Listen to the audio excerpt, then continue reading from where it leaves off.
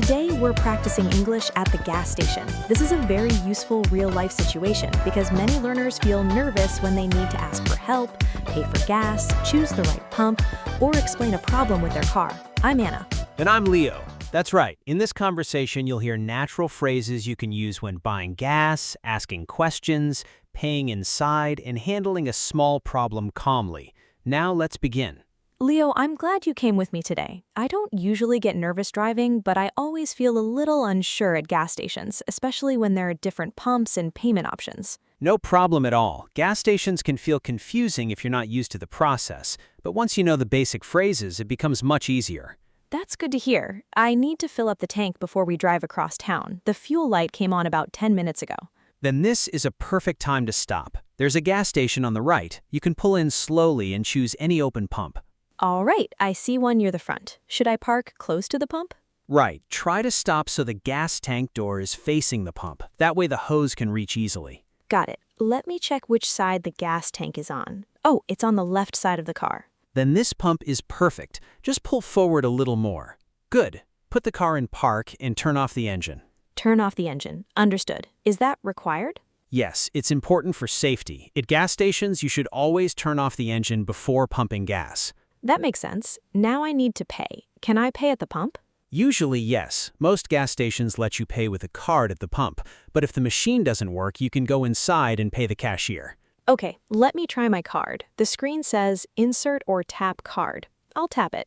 Sounds good. Now it's asking for my zip code. Why does it need that? That's common in the United States. Some pumps ask for the zip code connected to your card as a security step. I see. I'll enter it. Now it says select fuel grade. There are 3 options, regular, plus, and premium. Which one should I choose? For most cars, regular is fine, but it's always best to check your car's manual or the label near the gas tank.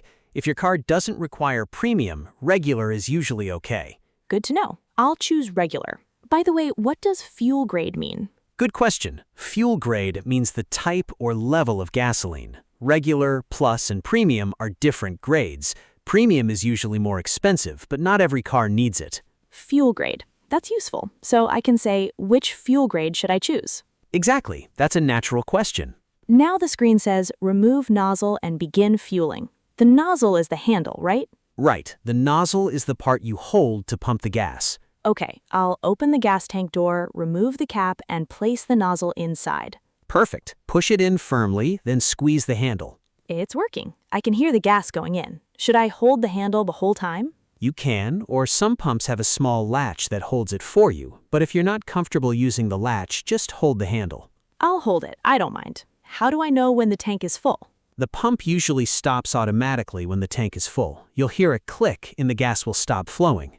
That's helpful. I was worried it might overflow. It usually won't if the pump is working correctly. Just don't try to keep adding more after it stops. Fair enough. Oh, it stopped. So the tank is full. Most likely. Look at the screen. How much did it cost? It says $48.60. Gas is expensive. It really is. Now carefully remove the nozzle and put it back on the pump. Done. I'll close the gas cap and the gas tank door. Great. The screen may ask you if you want a receipt. It does. It says, would you like a receipt? I'll press yes. Good idea, especially if you want to track your spending. Wait, it says receipt unavailable. Please see cashier. What does that mean? It means the pump can't print the receipt, maybe because it's out of paper. If you need the receipt, you can go inside and ask the cashier. Okay, I do want the receipt. Can we practice what I should say? Of course. You can say, "Hi, I just paid at pump number 4, but the receipt didn't print. Could I get a copy, please?" That sounds polite. Let me repeat it.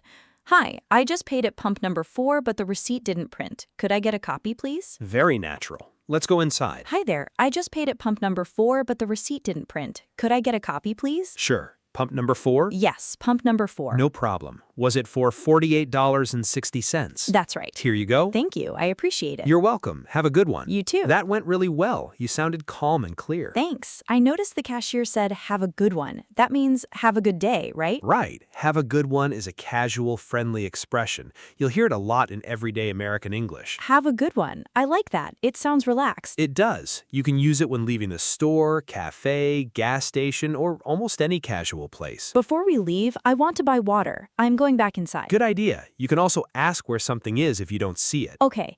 Excuse me, where can I find bottled water? It's in the cooler at the back on the right side. Sorry, could you repeat that? Sure, the bottled water is in the cooler at the back on the right side. Got it. Thank you. Nice clarification. Asking someone to repeat something is completely normal. I found it. I'll take 2 bottles. Hi, just these 2, please. Sure, that'll be $3.25. Can I pay by card? Yes, you can tap it right here. Great. Here you go. You're all set. Thanks. Have a good one. You too. That felt easy. I used, could you repeat that, and have a good one. And you also asked for a receipt, bought water, and handled the payment. That's a complete gas station interaction. I feel more confident now. At first, I thought the gas station would be stressful, but it was just a series of small steps. That's a great way to think about it. Real-life English is often about small steps. Greeting someone, asking a question, clarifying information, paying, and saying goodbye politely. Let's review some useful phrases for learners. Good idea. First, I need to fill up the tank. Second, which fuel grade should I choose? Third, the receipt didn't print. Could I get a copy, please? Fourth, could you repeat that? And fifth, have a good one. These phrases are simple, but they sound very natural. Exactly. You don't need complicated English to handle everyday situations. You need clear, useful English that helps you communicate. Now the car has gas, we have water, and we're ready to go. Sounds good. Before we drive away, check your mirrors, look around carefully, and leave the gas station slowly. Right, safety first. Thanks for helping me today, Leo. Anytime. You did a great job. And that brings us to the end of today's conversation at the gas station. We hope this helped you feel more confident using English in a real-life situation. Remember, you can speak slowly, ask for repetition, and use simple phrases.